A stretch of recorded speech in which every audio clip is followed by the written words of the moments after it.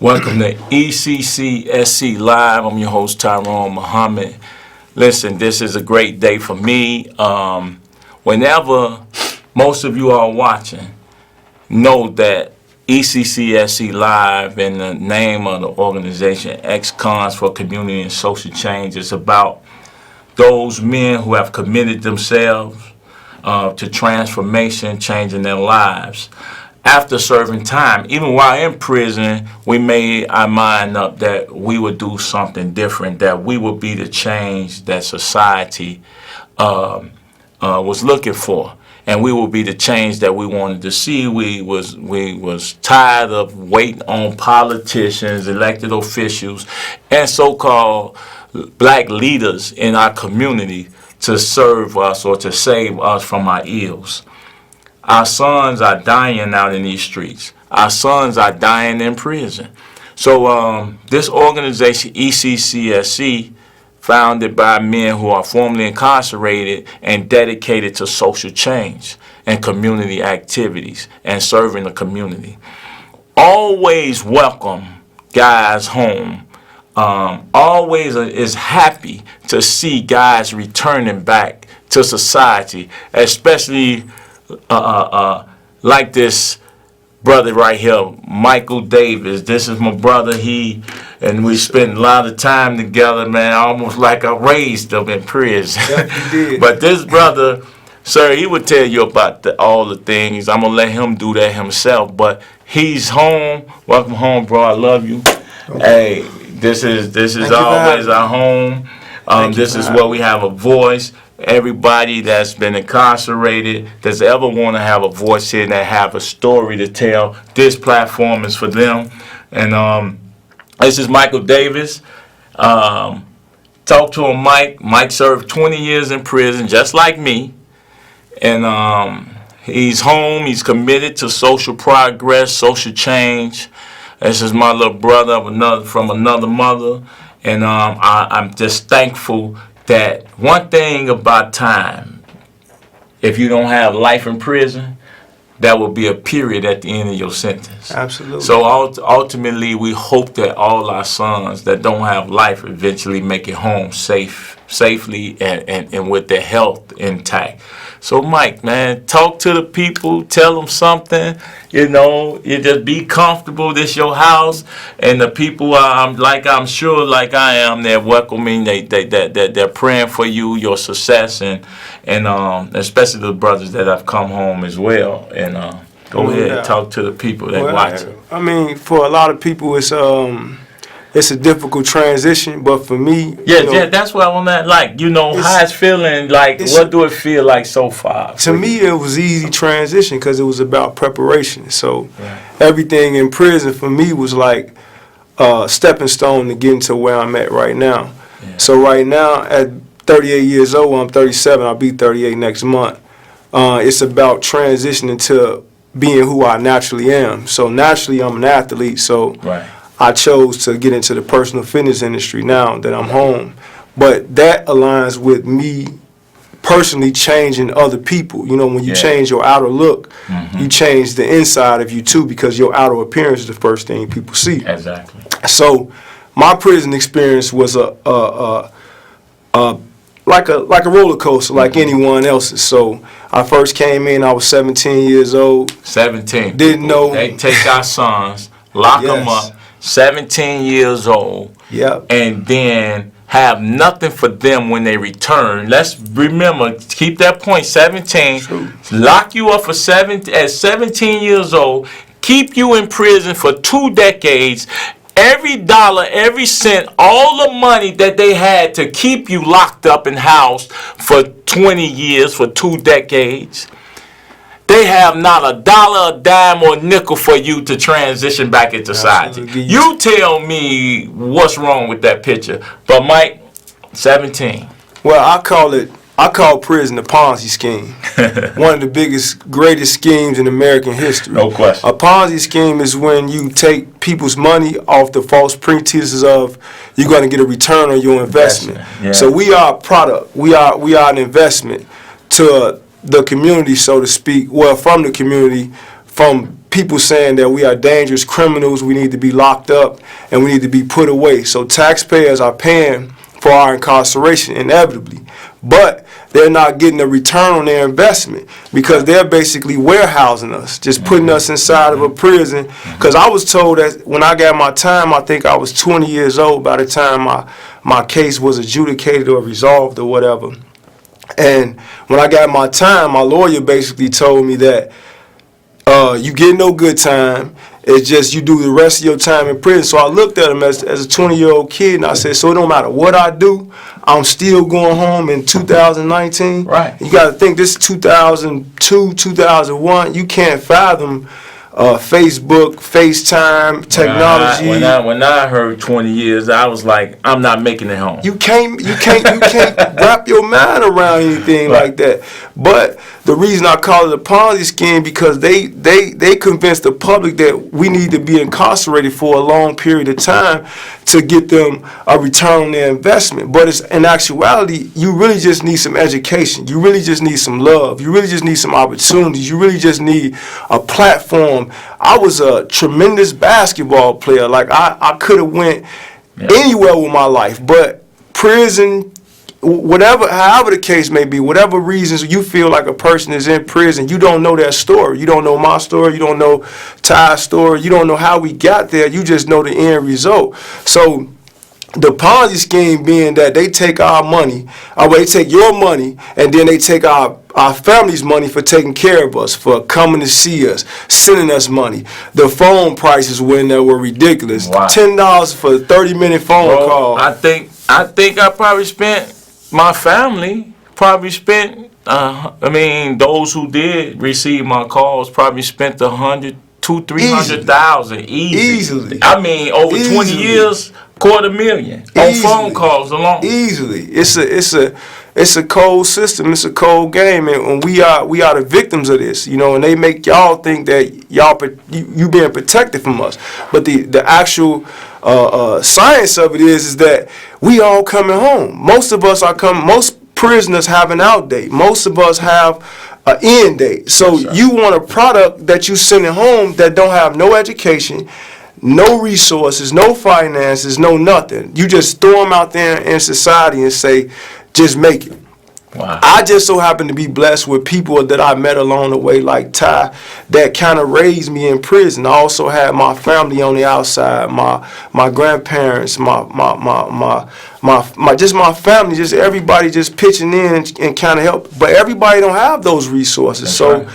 You got guys in there that's lost. I felt like a lot of them were my brothers. Like Ty. That's how I met Ty when I was in my early 20s, years ago. I think I actually met him when I was in segregation, and he heard me speaking, and he was like, "Man, young brother, he knew me from the basketball court, but he didn't know my intellect." So that's how we started developing, and we ended up in like 3 or 4 prisons together, just bonding, loving each other for whatever that's worth, and real brotherhood, and we became some of the best friends, and still now to this day. When I came home, Ty gave me money.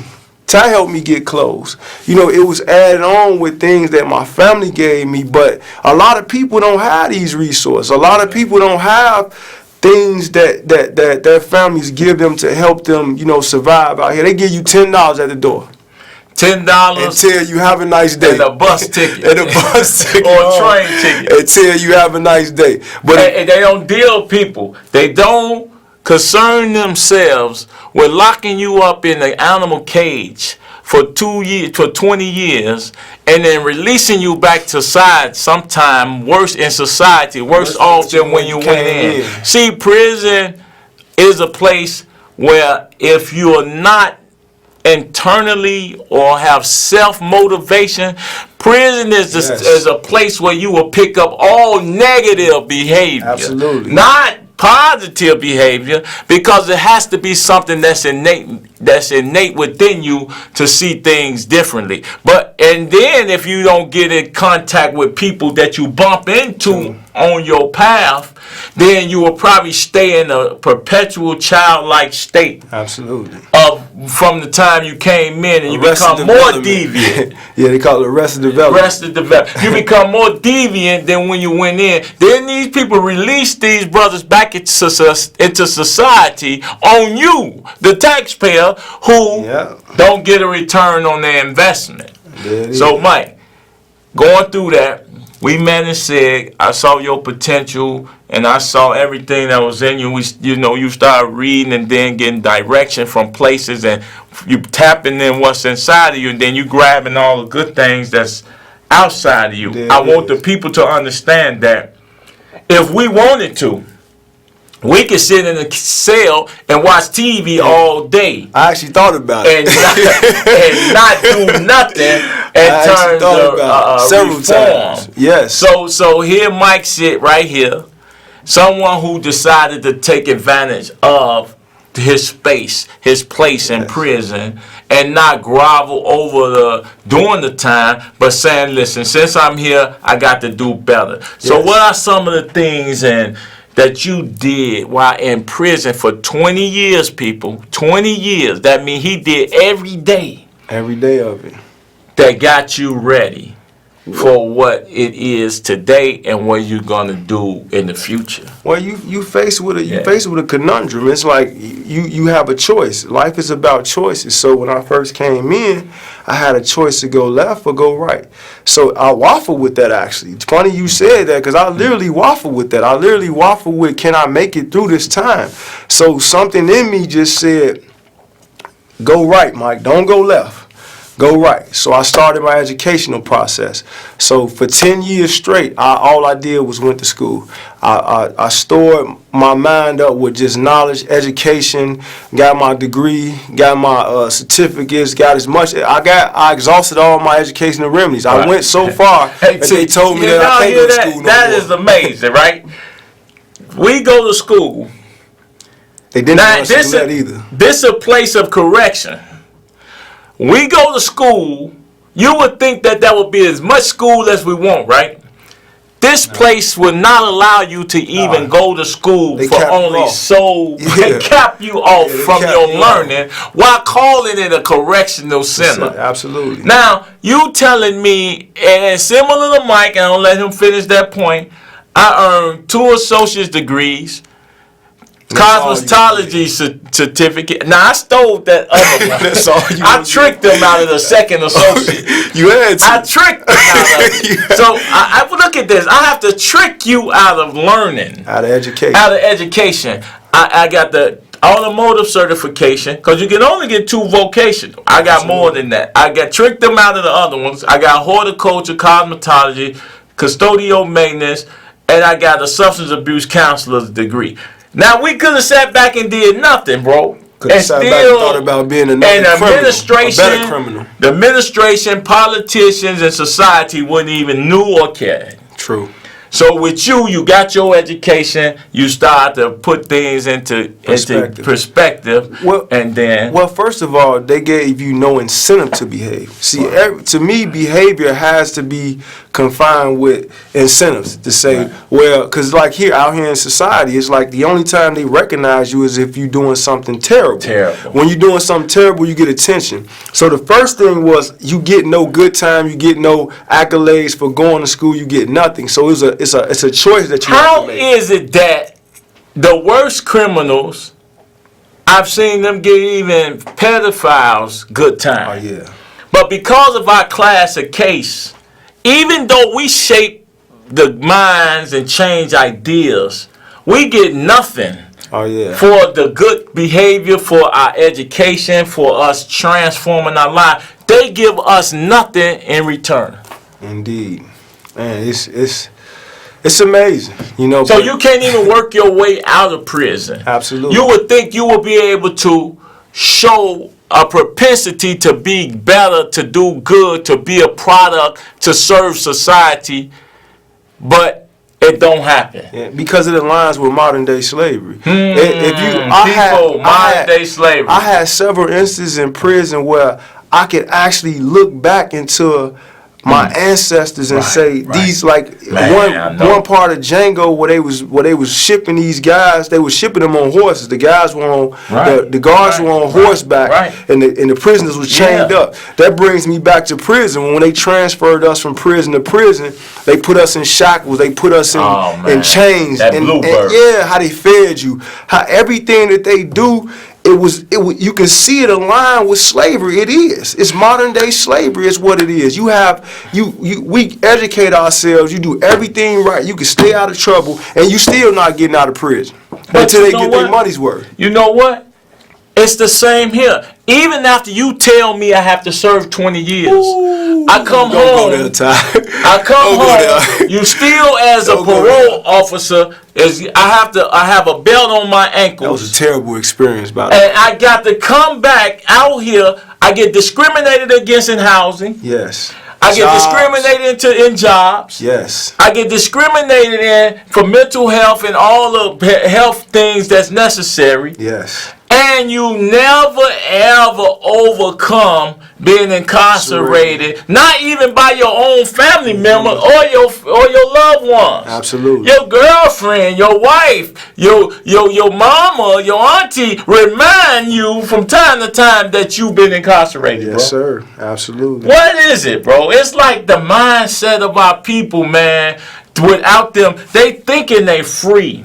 Right. But in our communities, Mike, they are living prisons. Yeah. These people are enslaved in their materialism.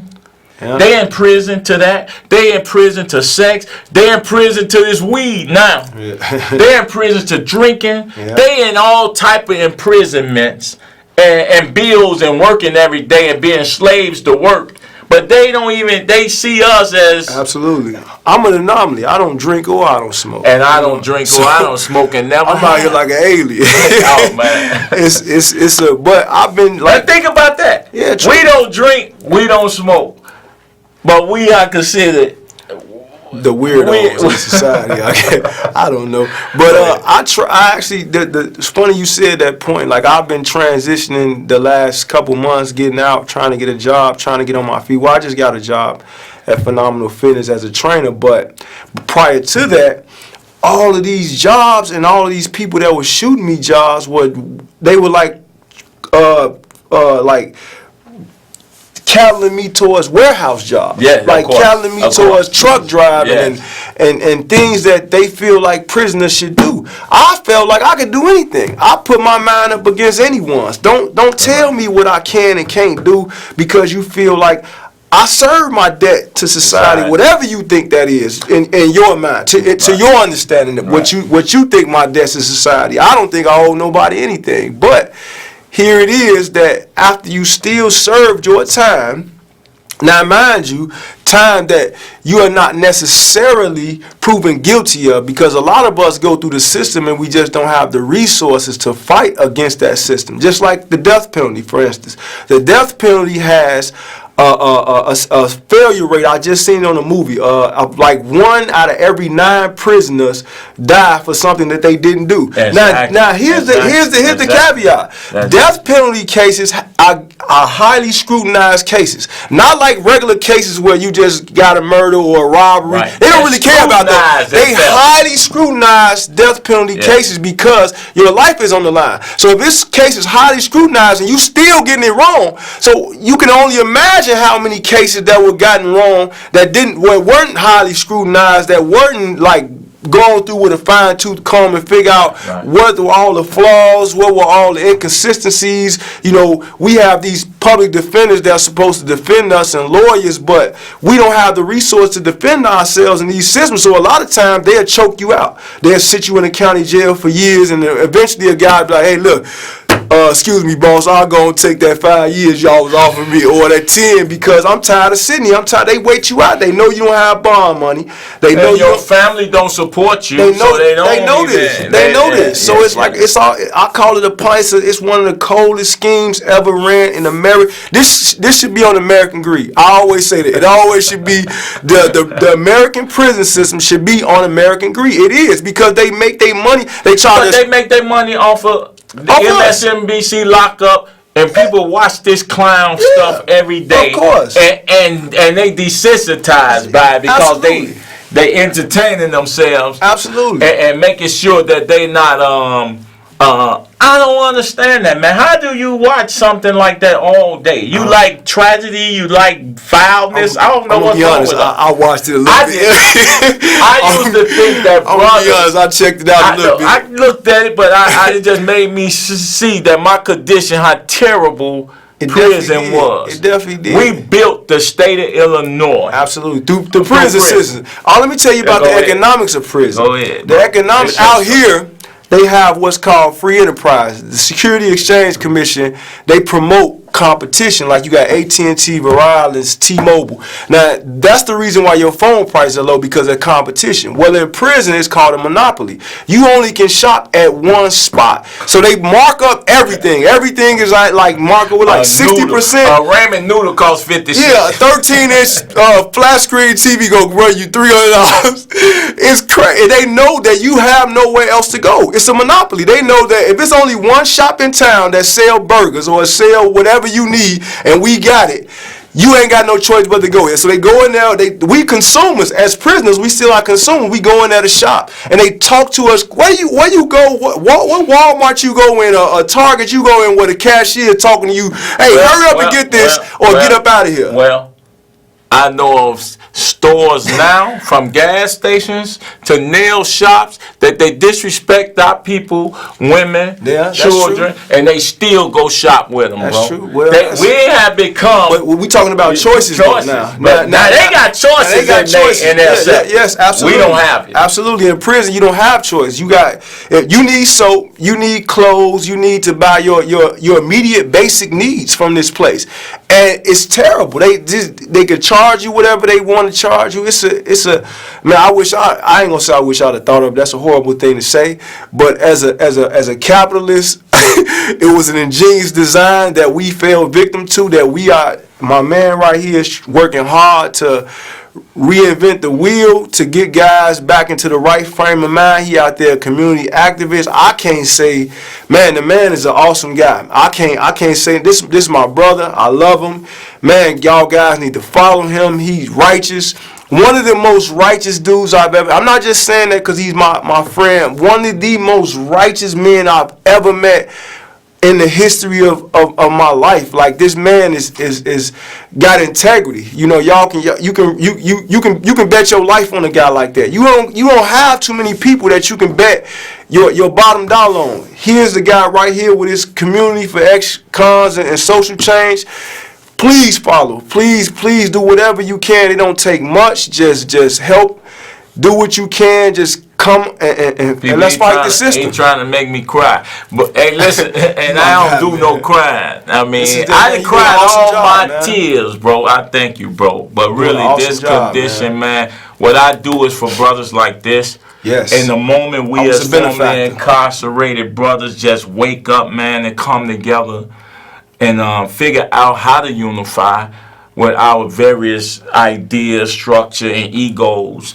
Figure how to bring it together and create this new voting block. Because in the end, there's no block bigger than ex-cons. There it is. So, Mike, real quick before we close out and I tell the people where to continue to find us, the last word, what would you like to say to the people, man, in 30 seconds or so? I just like to tell the people thank you for all the people that are supporting, and thank you for the people that eventually will support us, eventually that will change their mindset, their ideology when it comes to ex-convicts and community change and helping out each one, teach one, and let us help each other. Let's get back to being how we used to be, how we were back in the 60s and the 70s, where we stood for something, where we helped each other, where we looked out for one another, where we looked out for each other's children. Let us get back to that. That's all I'm saying. Like, everybody can do their own part, you know, and I know everybody don't feel the same way that I do it and my brother do,